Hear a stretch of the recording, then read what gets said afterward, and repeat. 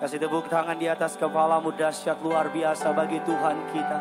Bagimu hormat, pujian, kemuliaan dari kekal sampai kepada kekal. Haleluya, haleluya. Bapa di dalam surga, Bapa yang baik, Bapa yang setia, Bapa yang kami sembah di dalam nama Tuhan kami Yesus Kristus. Bapa yang tidak pernah berubah, tidak ada pertukaran di dalam Engkau.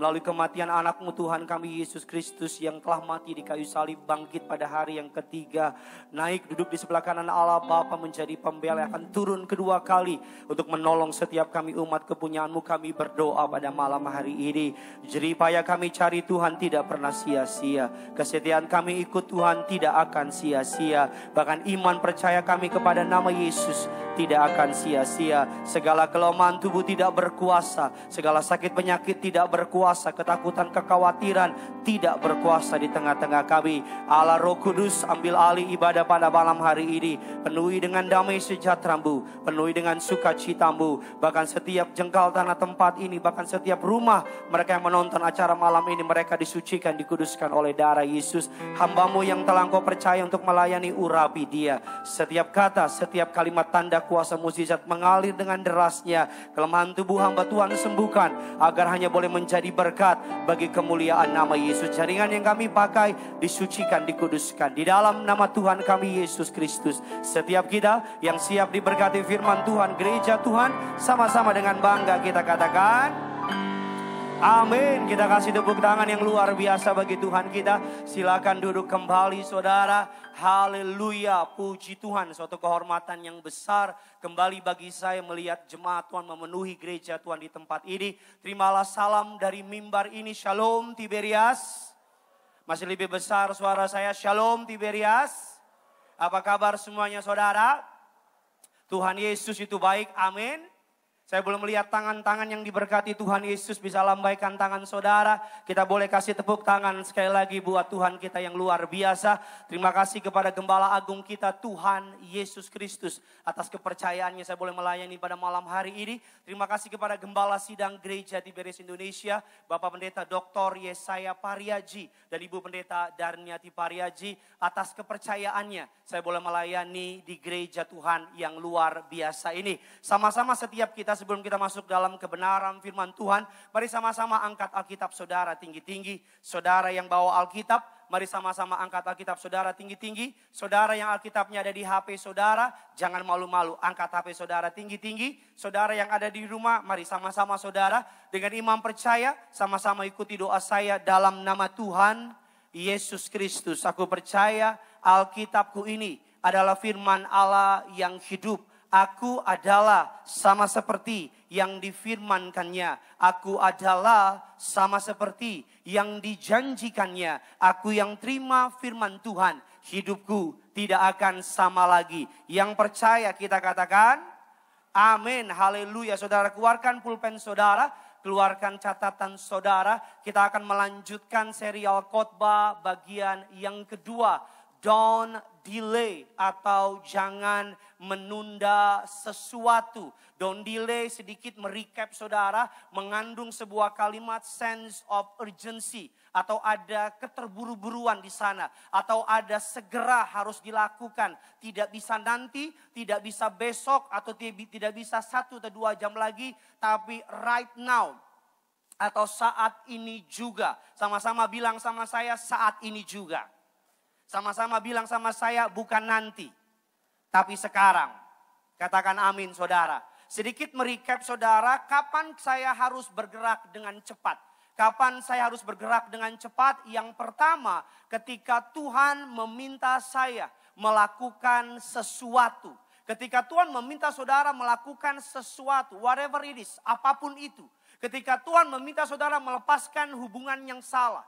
Ketika Tuhan meminta saudara untuk melepaskan bisnis yang salah. Ketika Tuhan meminta saudara untuk melakukan sesuatu. Sekalipun tidak masuk akal buat saudara. Sekalipun itu harus melukai egomu. Sekalipun secara logika membuat saudara hitung-hitungan secara ekonomi rugi. Tapi kalau itu dari Tuhan, percayalah endingnya pasti ada berkat dan mukjizat. Katakan amin. Yang kedua, kapan saya harus bergerak dengan cepat. Yang kedua, ketika saya meminta pengampunan Atau ketika saya harus memberi apa? Pengampunan. Bagian kedua ini ada banyak jemaat Tuhan memberikan respon yang cukup memberkati saya. Mereka berkata sama saya, Pak Pendeta, saya diberkati sama khotbah Bapak khususnya bagian kedua. Saya mengampuni orang yang saya sakiti. Saya mengampuni orang yang bersalah kepada saya. Saya mengampuni orang-orang hari itu. Ketika saya di gereja, bukan nanti, bukan besok, tapi hari itu. Karena saya tahu Bapa di surga sudah terlebih dahulu mengampuni saudara dan saya. Katakan amin. Yang ketiga, bagian yang ketiga, kapan saya harus bergerak dengan cepat. Ketika saya sedang diuji. Atau ketika saya sedang under temptation. Dalam cobaan. Saya selalu katakan jangan pernah berargumentasi dengan cobaan saudara.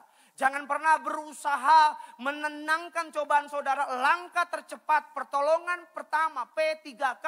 Bukan pada waktu kecelakaan. Pada waktu dicobai adalah lari. Daud bisa mengalami kejatuhan karena ketika dia dicobai dia sendiri. Tidak ada support system. Dan yang kedua dia tidak lari. Yusuf bisa kuat menjadi seorang man of God. Menjadi seseorang yang dalam hidupnya menjaga kekudusannya. Karena ketika Yusuf digoda oleh Tante Poti. Tahu Tante Poti? Suaminya Potifar. Alkitab katakan ketika Yusuf digoda, Yusuf apa? Halo, jawab, shalom, halo. Udah bindeng nih suara nih. Yusuf apa? Lari. Sama-sama bilang sama saya, lari. Lari. Jangan kalau saudara, ada orang goda saudara, lari. Kalau di rumah saudara, orang itu usir. Kalau engkau lari, diambil rumahnya. Kita masuk dalam bagian yang keempat, kapan saya harus bergerak cepat. Saudara siap diberkati? Coba yang siap diberkati bisa lambaikan tangan saudara dulu. Kita kasih tepuk tangan dulu yang luar biasa. Lebih dahsyat lagi dong tepuk tangannya buat Tuhan kita. Mantap. Kapan saya harus bergerak dengan cepat? Keluarkan pulpen saudara. Kita akan masuk dalam kebenaran yang luar biasa. Kapan saya harus bergerak cepat? Bagian yang keempat. Ketika saya sudah mengucapkan janji. Atau bernazar di hadapan Allah. Kapan saya harus bergerak cepat? Ketika saya sudah mengucapkan janji. Atau bernazar kepada Allah. Di hadapan Allah. Sebelum saya masuk dalam pembahasan ini. Pikirkan sejenak. Apa yang saudara sudah janjikan sama Tuhan? Apa yang saudara sudah nazarkan sama Tuhan? Pikirkan sejenak. Ketika saudara ada banyak di antara kita terlalu gampang mengucap nazar sama Tuhan. Tuhan kalau proyek ini dapat saya janji. Saya melayani. Tuhan, kalau Tuhan bela saya di masalah ini, saya janji. Saya akan kasih ke rumah Tuhan. Tuhan, kalau Tuhan kasih pekerjaan yang saya mau, saya janji. Saya akan jadi choir di Tiberias. 20 tahun kemudian, gak pernah nempati. Atau 2000 tahun kemudian, masih hidup udah mati lah. Gak nempati. Apa perbedaan antara janji, sumpah, dan nazar? Ada banyak orang susah membedakannya. Janji adalah antara dua manusia. Biasanya diperlengkapi dengan materai. Makanya disebut perjanjian jual beli, perjanjian sebagainya. Di atas janji ada yang namanya sumpah. Sumpah lebih tinggi dari yang namanya janji. Apa itu sumpah? Sumpah biasanya diterapkan ketika saudara memegang jabatan dunia. Makanya ada istilah sumpah jabatan. Ketika saudara diangkat jadi pendeta, diangkat jadi hakim, diangkat jadi polisi, ada sumpah jabatan. Nah, ini yang menarik, apa itu nazar? Nazar adalah sumpah kepada Tuhan yang diucapkan dalam nama Tuhan. Janji kepada Tuhan ini melibatkan kita sebagai satu pihak, Tuhan di pihak lain. Nazar namanya. Lagi kepepet nih, lagi kepepet. Tuhan, saya janji dalam nama Yesus. Kalau Tuhan bebaskan saya dari kepepet ini, saya akan beri sesuatu. Itu nazar. Tuhan, kalau Tuhan umpetin saya dari kesalahan saya ini, saya janji saya gak akan lakuin lagi kesalahan yang sama. Itu nazar. Tuhan, kalau Tuhan izinkan saya lolos dari masalah ini, saya janji sama Tuhan, saya gak akan ganggu lagi istri tetangga. Itu namanya nazar.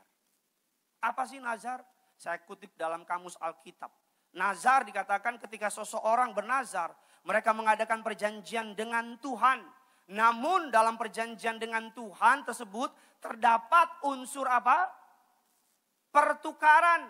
Seseorang meminta kepada Tuhan dan orang tersebut juga harus memberikan kepada Tuhan sesuatu berupa apa? Persembahan. Saudara minta pembelaannya dan saudara janji nanti kalau Tuhan bela, Tuhan saya akan buat begini, saya akan buat begitu. Saya pengen saudara ingat dulu apa yang sudah saudara janjikan sama Tuhan dulu-dulu yang lalu. Karena nazar harus ditepati, nggak bisa enggak. Kalau saudara udah janji sama Tuhan, Tuhan kalau Tuhan bela saya akan melayani. Dan kalau hari ini kau belum melayani hari ini. Bukan langsung tiba-tiba pulang ke rumah pakai jas. Kalau saudara janji Tuhan, kalau Tuhan bela saya begini, saya akan buat ini. Nazar harus ditepati. Tidak boleh tidak ditepati. Kita buka dasar kebenaran firman Tuhan. Pengkhotbah 5. Ayatnya yang ketiga dan keempat. Yuk sama-sama kita baca. 3, 2, 1, ya.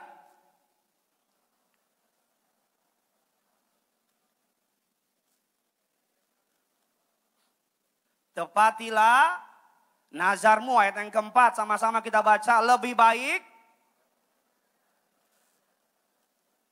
daripada tidak menapatinya, lebih baik engkau tidak bernazar. Daripada bernazar tetapi tidak menepatinya. Terjemahan Inggrisnya mengatakan dengan luar biasa. When you make a promise to God. Dikatakan keep it as quickly as possible. Ketika saudara membuat janji sama Tuhan. Ketika saudara bernazar sama Tuhan. Make it, saudara dikatakan keep it as quickly as possible, secepat mungkin. Bukan nanti, bukan besok, right now, segera. Karena saya mau bilang sama saudara, banyak di antara kita kalau kepepet, janji-janji manis kita umbar sama Tuhan. Betul apa betul? Kalau lagi the power of kepepet. Oh jangankan Tuhan, maling aja kalau lagi kepepet bisa lompat 10 lantai. Suruh coba lagi gak bisa dia. Oh banyak orang kalau udah kepepet, janjinya diubar-ubar sama Tuhan. Kalau Tuhan tolong saya janji akan jadi penjaga gereja. Waduh mantap. Dia udah ditolong, baru dijagain gereja. Yang ada dia nyolong di gereja. Kita buka dasar kebenaran firman Tuhan. Biar lebih dalam lagi. Ulangan 23. Ulangan 23. Sama-sama kita lihat. 21 dan 23. Kapan saya harus bergerak dengan cepat? Ketika saya sudah berjanji. Atau menazarkan sesuatu di hadapan Allah. Apabila engkau bernazar kepada Tuhan Allahmu. Jangan engkau menunda-nunda memenuhinya. Sebab tentu Tuhan Allahmu akan daripadamu sehingga hal itu menjadi apa? Dosa bagimu. 22 sama-sama kita baca. Tetapi maka hal itu bukan menjadi apa? Dosa bagimu. 23 sama-sama kita baca.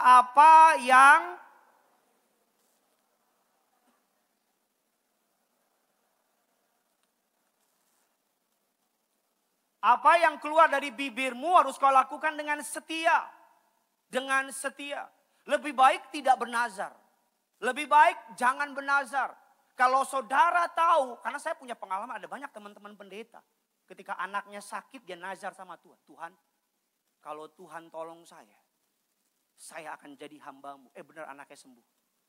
Dia berusaha lari, tidak memenuhi nazarnya. Apa yang terjadi? Tuhan kejar masalah demi masalah. Beban lebih beban. Sampai ketika dia datang jadi pendeta baru masalah stop. Karena bicara soal nazar. Saudara dan saya harus tepati. Ingat apa yang saudara nazarkan. Pak Pariaji pernah cerita sama saya. Ada seorang pengusaha datang sama Pak Pariaji. Pak tolong doain. Ada proyek triliunan. Kalau goal saya akan bangun gereja dengan 5.000 seat. Pak Pariaji doain. Bukan karena uangnya. Tapi kalau ada goal, ada bangku gereja 5.000 seat. Didoakan dan goal. Udah gol, ketika belum gol, tiap minggu, Senin, Selasa, Rabu, Kamis, doa semalam sampai suntuk kita mukanya ada dia. Doa pemberkatan nikah, padahal nikah tetangga juga bukan, ada juga dia. Nggak biasa jangan ketawa, lu pelakunya. Giliran belum ada mukjizat tiap hari datang ke gereja. Giliran belum ada mesin mentok sama masalah, tiap hari berlutut di kaki Tuhan. Tuhan tolong, janji deh, janji enggak lagi. Tuhan tolong, kalau Tuhan tolong janji deh, gue akan baca Alkitab dari Kejadian sampai Wahyu. Kalau perlu peta gue hafalin di Alkitab.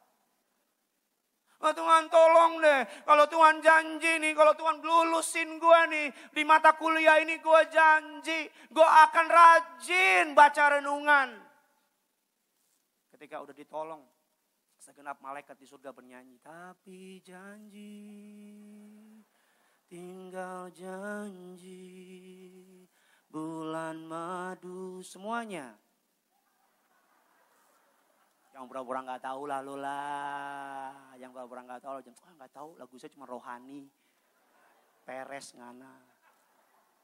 Loh iya, Pak Paryaji, salah satu kenapa dipanggil jadi Tuhan, Tuhan kejar beliau. Suatu ketika ada salah satu anaknya Pak Paryaji mengalami sakit penyakit, Pak Paryaji bilang kalau sembuh saya jadi pendeta Tuhan, karena Tuhan udah kejar terus Paryaji. Aku pilih kamu jadi pendeta. Dikejar. Orang model kayak Pak Paryaji dikejar. Mirip-mirip kayak saya lah. Dikejar. Gak tahu siapa yang ngejar. Iya. Ketika doa malamnya pagi-pagi. Benjolan di anaknya gembala hilang. Ih kaget. Hilang lagi. Dia langsung ingat jadi pendeta gue. Langsung ngomong sama ibu gembala. Ibu gembala ngomong sama salah seorang. Langsung orangnya telepon. Paryaji udah mau tuh dibaptis, udah mau jadi pendeta. Buru-buru baptis sekarang. Jangan sampai nanti berubah pikiran. Iya, hati-hati ya. Kita terlalu gampang kalau lagi kepepet. Kita umbar janji sama Tuhan. Hati-hati. Tuhan, kalau Tuhan tolong saya janji putusin dia. Ala Ion sudah. Nah, jangan ketawa, lo bertobat. Ada jemaat ikut saya udah 2 tahun, masih aja malah Ion juga.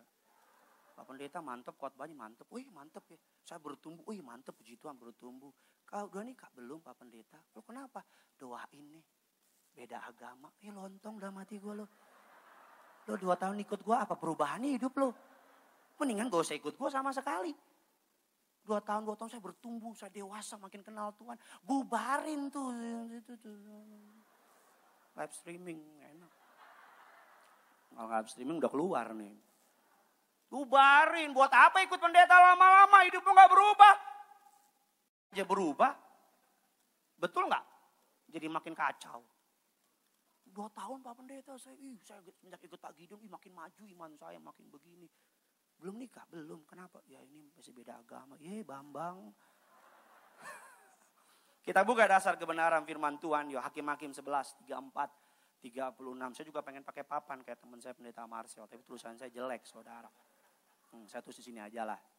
Ya sama-sama kita baca 34. Saya baca ayat 30. Saudara baca ayatnya yang ke-31. Demikian seterusnya. Lalu bernazarah Yefta kepada Tuhan. Katanya, jika engkau sungguh-sungguh menyerahkan Bani Amon itu ke dalam tanganku. 31 nih, cocok nih yang suka janji. Sama-sama baca 1, 2, 3 ya.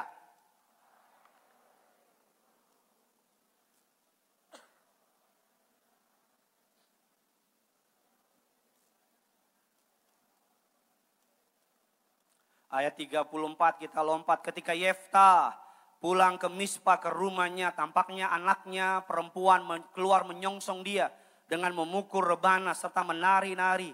Dialah anaknya yang tunggal. Selain daripada dia tidak ada anaknya laki-laki atau perempuan. 35 saudara.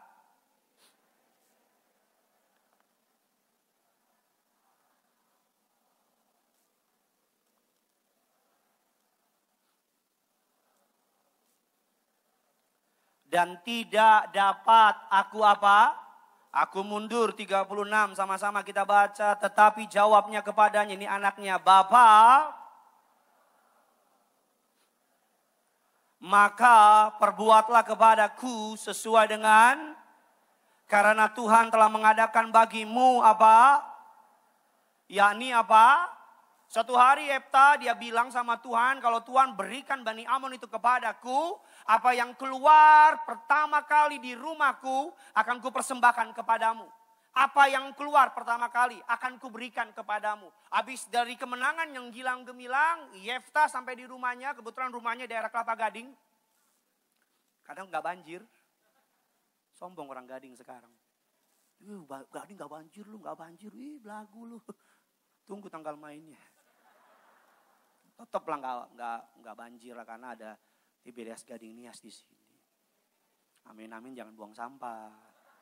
Amin, amin lo buang. Keluarlah anaknya perempuan. Lagi main rebana gitu. Emang lagi cantik, lagi pengen didandan, pengen mantu. Itu ya kan. Lagi nari dia, papanya lihat. Kata papanya mate maho, kata. Hai, itu Ibrani kuno. Ibrani kuno. Itu paling kuno Ibrani itu. Yang ngerti bahasa itu konon orang-orang jenius. Gitu. Jenius itu konon kan. Dibilang. Kaget dia. Saudara baca ayat selanjutnya. Tapi saudara harus memahami, bukan Yefta mempersembahkan anaknya untuk jadi korban. Bukan mati anaknya. Karena ada banyak orang salah memahami ayat ini, bahwa digambarkan bahwa Yefta membunuh anaknya sebagai korban bakaran. Enggak. Karena kalau Allah menerima korban bakaran anaknya Yefta, berarti firman Allah itu bertentangan. Dalam kitab Imamat, kitab Bilangan, bahwa Allah tidak mau melihat korban darah manusia dipersembahkan. Janganlah engkau mempersembahkan korban darah wanita atau korban darah manusia seperti ilah-ilah lain. Maksud dari ayat ini, kenapa anaknya menangis? Karena Yefta menyerahkan anaknya untuk menjadi nazirnya Allah selamanya. Nah kalau sudah baca ayat selanjutnya, anak ini masih gadis. Anak ini tidak akan menikah. Yefta menangis kenapa? Karena di sisi Allah, Allah pasti menepati janjinya. Katakan amin. Kapan saya harus bergerak cepat? Ketika saya berjanji. Ketika saya bernazar sama Tuhan. Coba ingat-ingat kembali, gali-gali memori saudara. Apa yang saudara sudah janjikan, bukan sama manusia ya, sama Tuhan. Karena Tuhan meminta saudara menepati janji, tapi jangan takut. Kalau saudara menepati, kita buka dasar kebenaran firman Tuhan, Amsal 20. Ayat yang ke-25 yuk, sama-sama kita baca. 3, 2, 1, iya.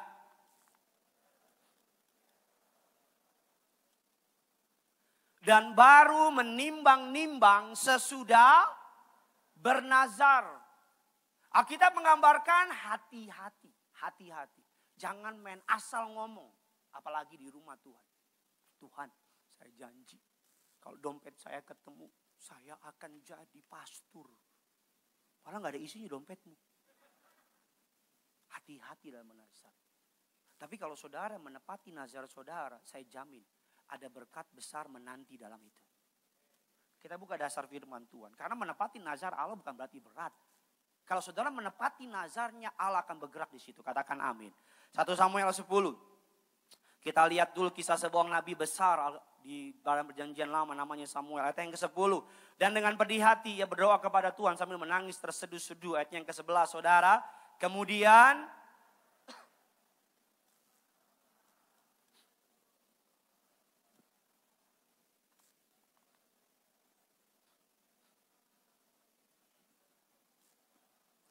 seorang anak laki-laki, maka aku akan apa?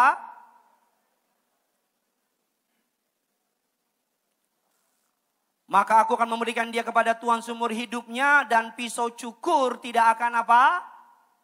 Menyentuh kepalanya. Kita semua tahu ada seorang perempuan namanya Hana. Hana ini memiliki suami namanya Elkana. Elkana ini memiliki istri kedua namanya Penina. Apa arti Penina? Artinya Penina semacam sebuah batu atau sebuah butir yang menyakiti. Madunya Hana namanya Penina. Dan Hana terdesak karena dia mandul. Suatu hari dia menangis di Gading Nias. Karena kita katakan di bait Allah.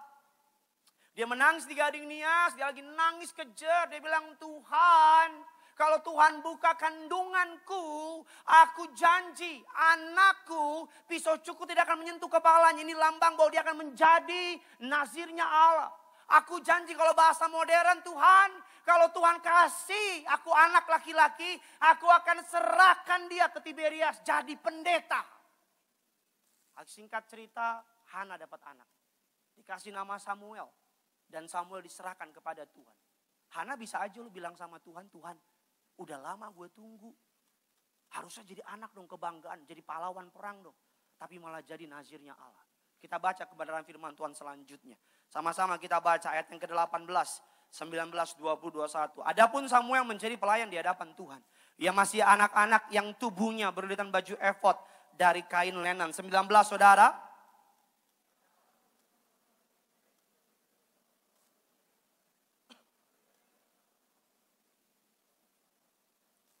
Lalu Eli memberkati Elkana dan istrinya, katanya, Tuhan kiranya memberikan keturunan kepadamu dari perempuan ini pengganti yang tadi serahkannya kepada Tuhan. Sesudah itu pulanglah mereka ke tempat kediamannya. 21, ini inti khotbah saya poin pertama. 3, 2, 1, ya.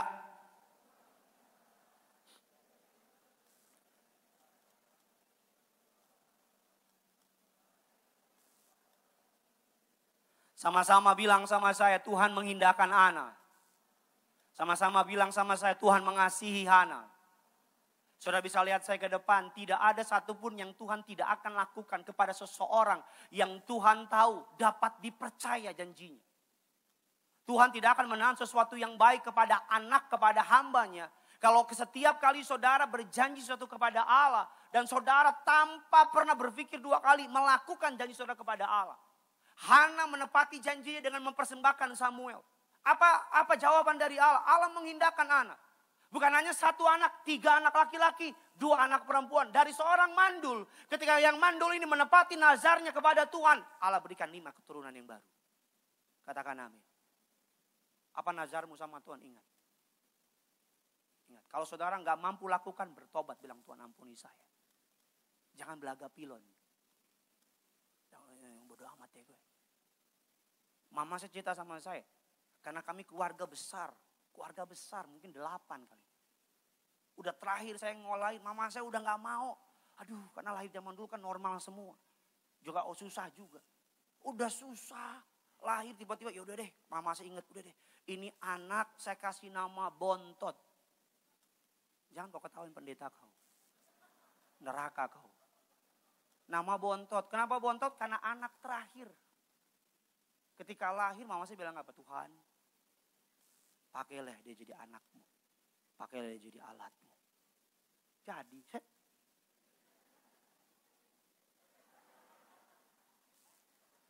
najis pak. Jadi. Papa Riaji penuhi nazarnya ketika anaknya sakit, tumpang tangan, kalau sembuh, aku layani Tuhan. Lihat, apa jadinya? Gereja besar. Gereja Tiberias Indonesia. Amin. Lihat apa jadinya. Gelora Bung Karno. Penuh. Bukan dengan rumput, semua juga tahu rumput. Jiwa-jiwa. Lihat. Gereja kita dikit-dikit lagi dibangun di Bekasi. Kalau orang penuhin nazarnya sama Tuhan. Dan dia melaksanakan. Tuhan pasti memberkati luar biasa. Kasih tepuk tangan dulu yang luar biasa. Tuhan, saya janji kalau saya ditolong saya akan bertobat. Tuhan, saya janji kalau Tuhan ini saya akan kasih sesuatu buat rumah Tuhan. Jangan tahan-tahan. Saya nggak bilang soal uang, karena apapun sudah kasih, nggak kasih ke saya. Nggak masuk ke rekening saya. Tapi apa yang sudah janjikan sama Tuhan, berikan. Kalau saudara nggak mampu, bertobat. Tuhan ampuni saya nggak mampu. Tapi ini pengalaman saya. Saya pernah bernazar sama Tuhan sesuatu. Dan saya lakukan. Dan hari ini saya menikmati buahnya. Makanya hati-hati dalam berjanji sama Tuhan. Katakan amin. Yang kedua, kapan saya harus bergerak dengan cepat? Ketika saya bernazar. Yang kelima, kapan saya harus bergerak dengan cepat? Yang kelima, ketika saya memiliki kesempatan untuk berbuat baik. Ini gak bisa nanti-nanti. Ketika saya memiliki kesempatan untuk berbuat baik, tahukah saudara? Setiap hari saudara dan saya berada dalam pemandangan Bapamu di surga. Katakan amin. Tahukah saudara bahwa setiap hari Allah melihat saudara dan Allah memberikan ujian. Untuk melihat apakah saudara mau dipakai jadi alatnya. Untuk melihat apakah saudara mau bekerja sama dengan dia. Untuk melihat apakah saudara mau merelakan kedaginganmu. Dan rela mengikuti Tuhan untuk melihat setiap hari. Allah akan membawa saudara ke dalam yang namanya ujian demi ujian. Untuk melihat apakah kau dapat dipercaya untuk menjadi alatnya. Yang pertama, kita percaya sama Tuhan. Katakan amin. Yang kedua, Tuhan percaya sama kita. Kalau level yang pertama semua bisa. Tapi level yang kedua butuh orang-orang yang dapat dipercaya. Barang siapa setia kepada perkara yang kecil akan dipercayakan perkara yang besar. Tiap hari Tuhan akan taruh orang susah di sekitar saudara. Tiap hari Tuhan akan pakai orang yang stres di sekitar saudara. Tiap hari orang akan pakai orang yang kekurangan materi di sekitar saudara. Tiap hari Tuhan akan pakai orang-orang yang butuh dengar kabar baik di sekitar saudara. Dan tiap kali itu Roh Kudus akan ngomong sama saudara, tolong. Dan mulai ke dagingmu bilang, nanti deh, lagi sibuk. Aduh, jangan deh lagi begini. Aduh, jangan deh. Lagi di jalan, lihat pengemis. Roh Kudus kasih di hati, kasihan ya, tolong. Terus hati kecil bilang, paling juga ada pengepulnya di ujung, uangnya gak ke dia. Atau lagi jalan, lihat ada orang di luar, kehujanan gak makan, mau kasih makan nih. Udah gak enak gak usah. Padahal Tuhan sedang uji. Kalau sudah segera lakukan, saya orang yang percaya, memberi tidak akan membuat kita menjadi miskin. Amin. Saya orang yang percaya, orang yang murah hati akan beroleh kemurahan. Amin. Ayo belajar. Berani. Ketika berkatmu naik, bukan gaya hidupmu yang naik. Tapi memberimu yang naik. Kita buka dasar kebenaran firman Tuhan Amsal 3. Ayat yang ke-27 dan 28. Yuk sama-sama kita baca. 3, 2, 1, ya.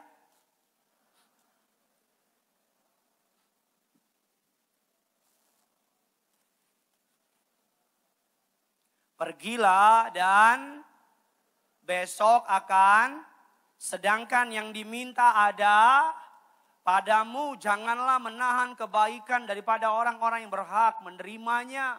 Padahal engkau mampu melakukannya. Tetap janganlah engkau berkata kepada samamu, pergilah, kembalilah, besok akan kuberi. Sedang yang diminta ada padamu. Berkali-kali dalam pelayanan saya bersama dengan istri, dengan tim. Ada aja Tuhan izinin hal tersebut di depan mata. Apalagi masa-masa COVID seperti ini. Ada duitnya, ada berkatnya. Lebih malah. Tapi rela enggak? Mau ngasih enggak? Kan itu pertanyaannya. Kok diem? Mau enggak? Bisa percaya enggak? Yakin gak kalau saudara memberi tidak akan pernah kekurangan?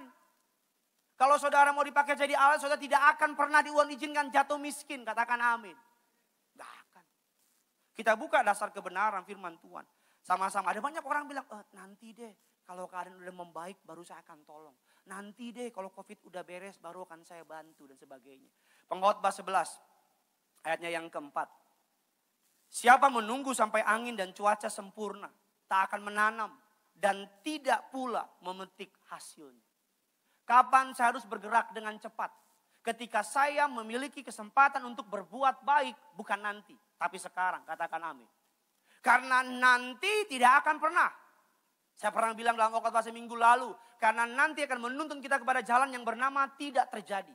Tidak mungkin, tidak akan pernah diperbuat nanti. Sampai hari ini saya pengen memperbaiki, saya punya susunan khotbah. Dari awal saya jadi pendeta sampai sekarang saya pengen rapiin. Dan tiap kali waktu kosong selalu saya bilang, nanti deh.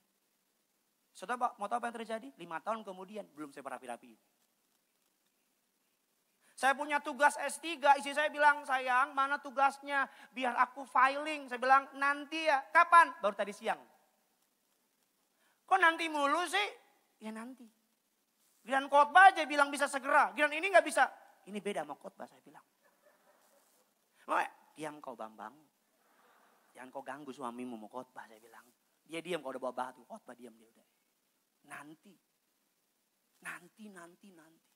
Saya gak bilang saudara kalau gak punya gak tolong. Kalau gak punya buat apa juga toh dirimu butuh ditolong. Tapi kalau engkau bisa, itu maksud saya. Ini bukan soal uang aja loh. Orang butuh, gue mau curhat dong. Gue mau ngobrol dong. Kita ada waktu. Nanti ya. Dari diam saudara saya tahu. Lapar. Yohanes 9 ayat yang keempat. Yohanes 9 ayat yang keempat. Yuk. Kita harus mengerjakan pekerjaan Dia yang mengutus aku. Selama masih siang akan datang malam di mana tidak ada seorang pun yang dapat apa? Sama-sama bilang sama saya, selagi masih ada waktu. Selagi Tuhan masih percayakan. Ya kan? Oh Tuhan, pakailah hidupku.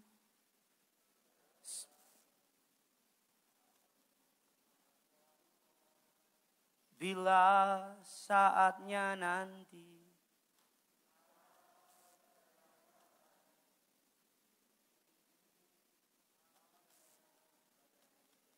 Katakan amin.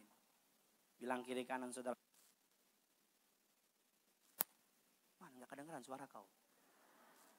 Udah pakai masker. Kita buka dasar firman Tuhan lagi. Sama-sama. Kisah Rasul 9. 36, 40. Di Yope ada seorang murid perempuan bernama Tabita. Dalam bahasa Yunani Dorcas. Perempuan ini banyak sekali berbuat baik dan memberi sedekah. 37 saudara.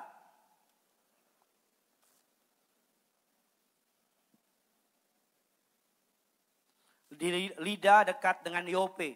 Ketika murid-murid mendengar bahwa Petrus ada di Lida. Mereka menyuruh 2 orang kepadanya dengan permintaan. Segeralah datang ke tempat kami. 39 saudara.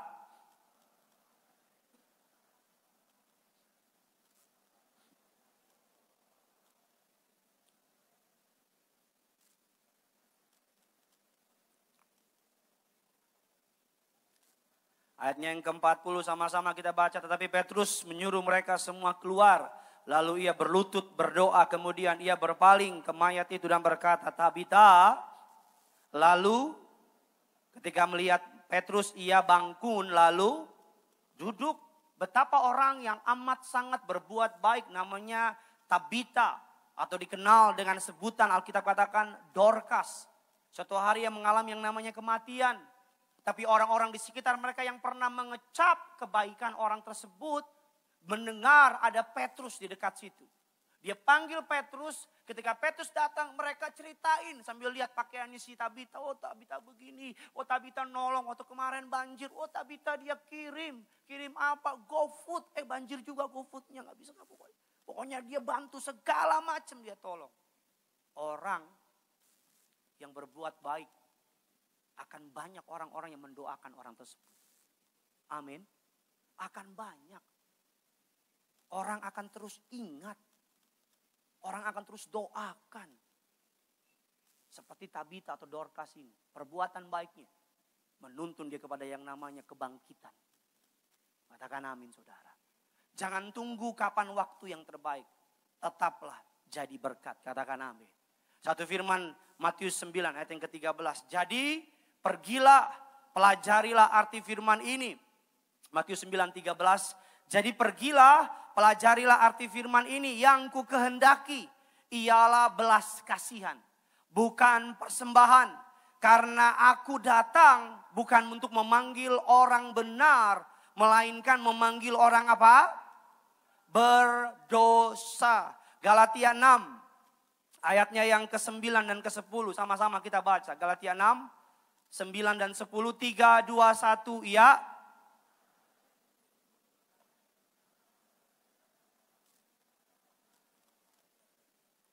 Ayat yang ke-10 lebih keras lagi. Karena itu,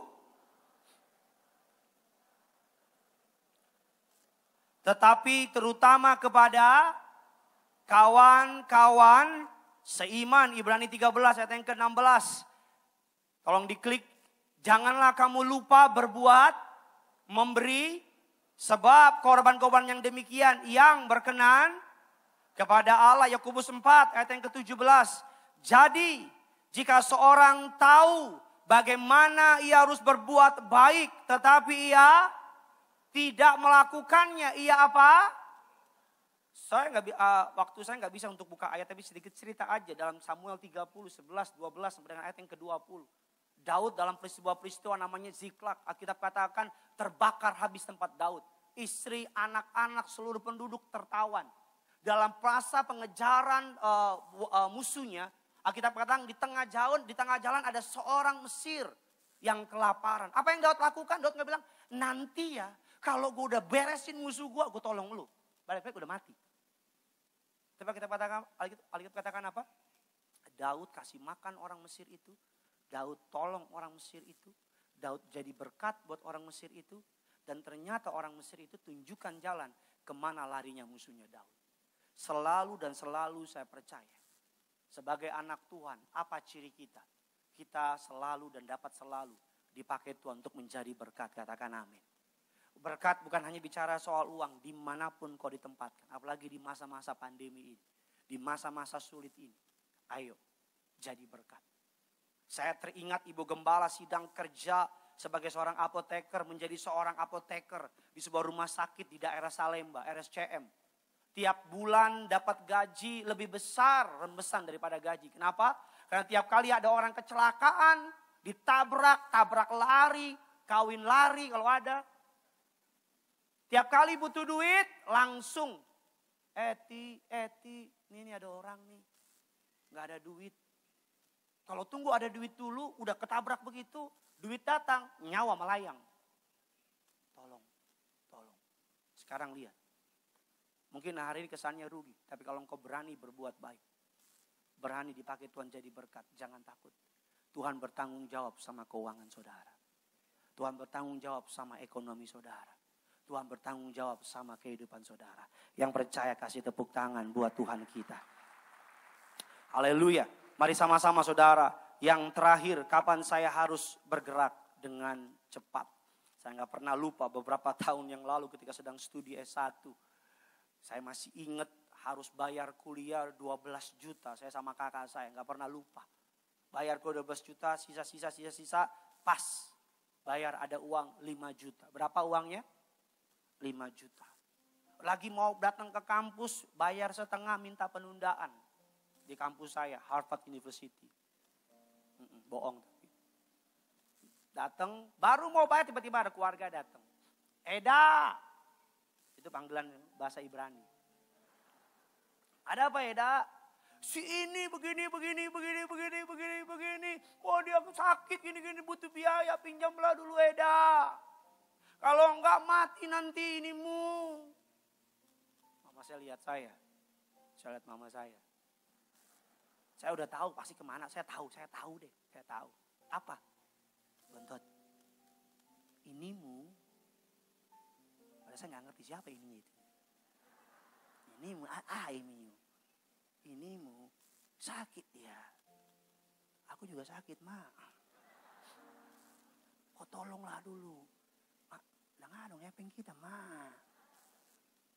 Tolonglah dulu, gini. Kalau nggak ditolong mati dia nanti. Aku pun mati, Ma, kalau nggak kuliah, Ma. Udah susah, ismin, nggak sarjana pula, bah. Kalau ketemu sama calon, apa sekolahmu? Ambil apa kok? Ambil hikmahnya aja, Man.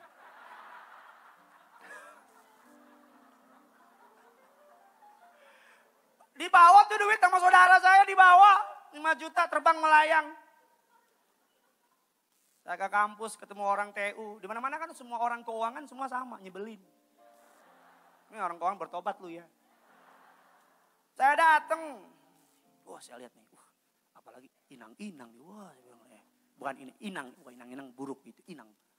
Saya datang, Horas inang, kau lagi katanya. Mau nego-nego, nggak bisa.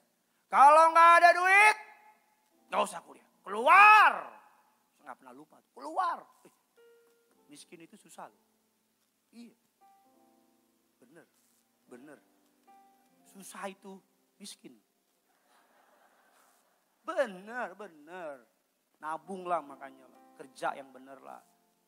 Beli-beli barang nggak ada habisnya. Nabung.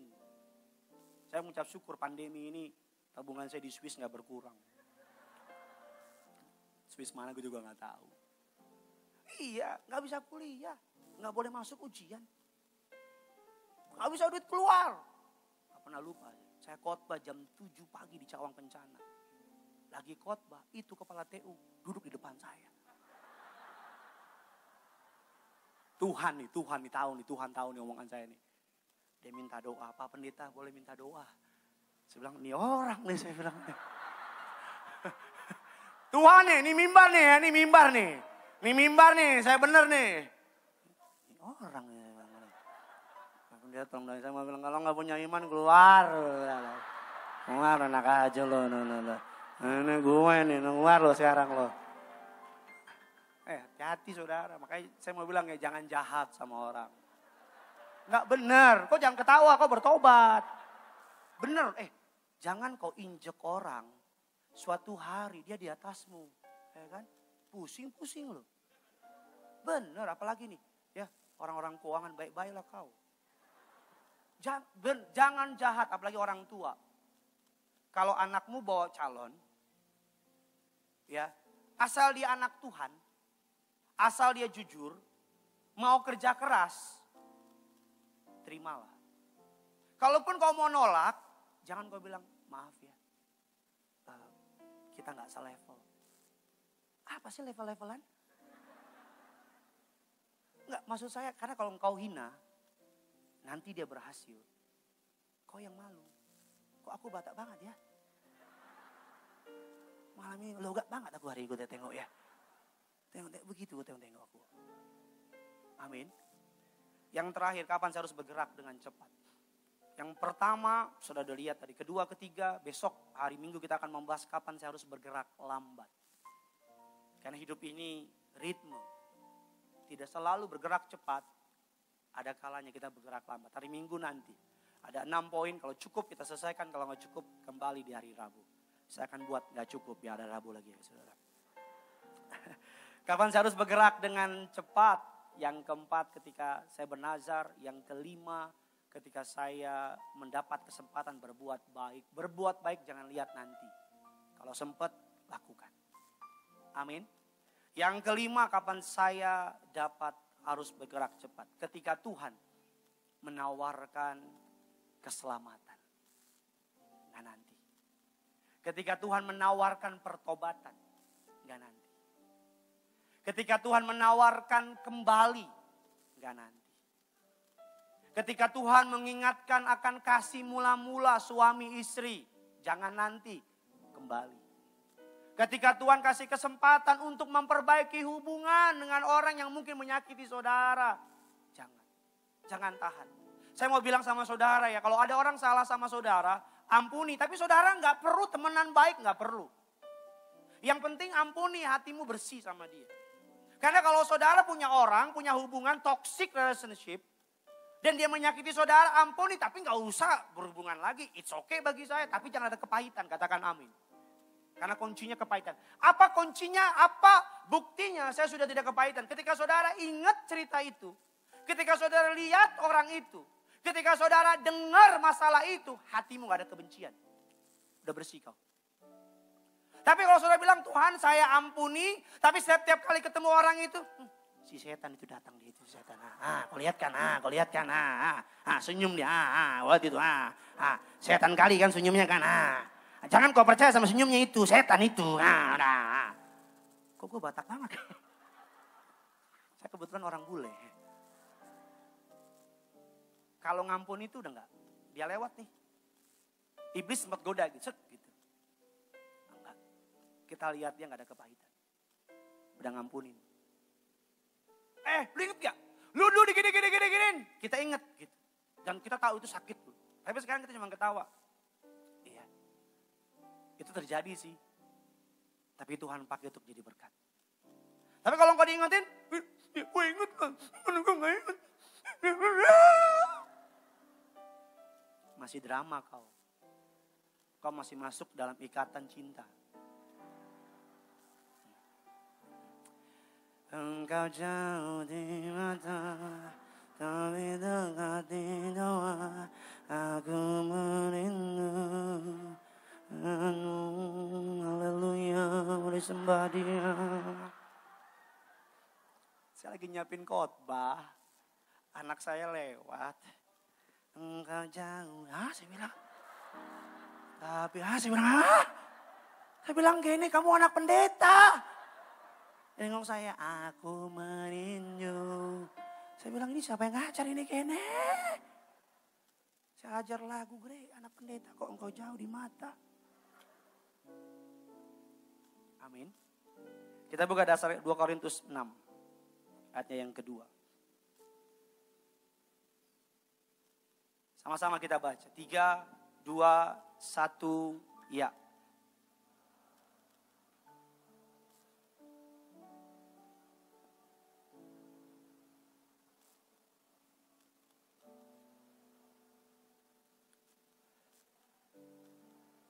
Sesungguhnya hari ini adalah hari apa?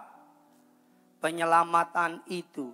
Ibrani 3 ayatnya yang ke-15. Sama-sama kita baca. 3, 2, 1, ya.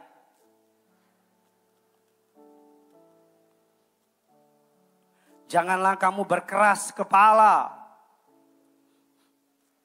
merontak terhadap Allah. Roma 2 ayat yang keempat. Ini kesukaan saya. Sama-sama kita baca. 3, 2, 1, ya. Kesabarannya. Dan tidakkah engkau tahu bahwa maksud kemurahan Allah ialah menuntun engkau kepada apa? Ada banyak orang dengan pedenya berkata, gue jahat-jahat aja aman nih, gak ada masalah. Oh gue gangguin rumah tangga orang aman nih. Oh gue nipu-nipu aman nih. Oh gue curi-curi aman nih. Oh gue tetap melayani tapi zina cabul jalan terus aman-aman aja. Pelayanan lancar-lancar aja. Tunggu tanggal mainnya. Jangan sesat, Allah tidak membiarkan dirinya dipermainkan. Karena apa yang ditabur oleh orang, itu juga yang dituai orang itu. Satu-satunya alasan Allah dalam tanda kutip mendiamkan perbuatanmu karena dia kasih kesempatan kau bertobat. Katakan amin. Oh saya seorang suami Pak Pendeta, saya nutupin perselingkuhan dari istri saya. Istri saya nggak tahu sama sekali. Bukan istrimu nggak tahu. Tuhan kasih kesempatan kau bertobat.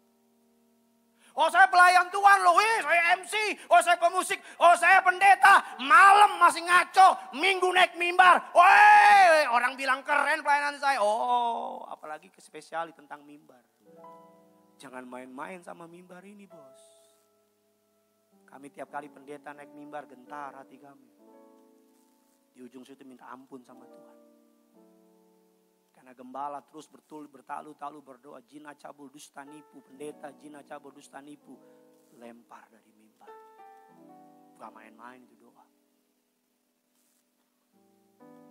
Oh saya sih tetap gereja Pak Pendeta. Tapi hidup mengaco terus jalan.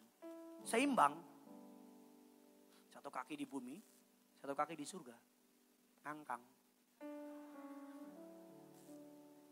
Bertobat. Bertobat. Tuhan taruh ini di hati saya. Pesan dan selalu. Lebih dari 70-80% tiap kali saya nyiapin khotbah. Pasti endingnya Tuhan bilang ingetin pertobatan. Ingetin pertobatan. Berita tentang pertobatan harus terus diberitakan dari mimbar gereja Tiberias. Karena itu pesan yang saya terima juga dari gembala sidang saudara dan saya pendeta Pak Haji. Sampaikan, manusia harus bertobat. Amin. Kapan saya harus bergerak dengan cepat? Ketika saya sudah berjanji bernazar sama Tuhan. Berapa tahun yang lalu saya bilang sama Tuhan, tolong saya. Lepaskan saya dari kemiskinan, kesusahan ini. Saya akan melayanimu. Di sebuah mimbar gereja, Graha Pratama, daerah Tebet. Kalau benar, ini orang dipilih Tuhan. Dan benar Tuhan lakuin. Kapan saya bergerak cepat ketika saya ada kesempatan berbuat baik. Bukan nanti, sekarang. Ada orang butuh pertolongan, tolong. Jadi berkat. Kapan saya bergerak cepat ketika Tuhan menawarkan pertobatan. Selamat hari Rabu. Tuhan Yesus memberkati saudara. Sama-sama kita kasih tepuk tangan yang luar biasa.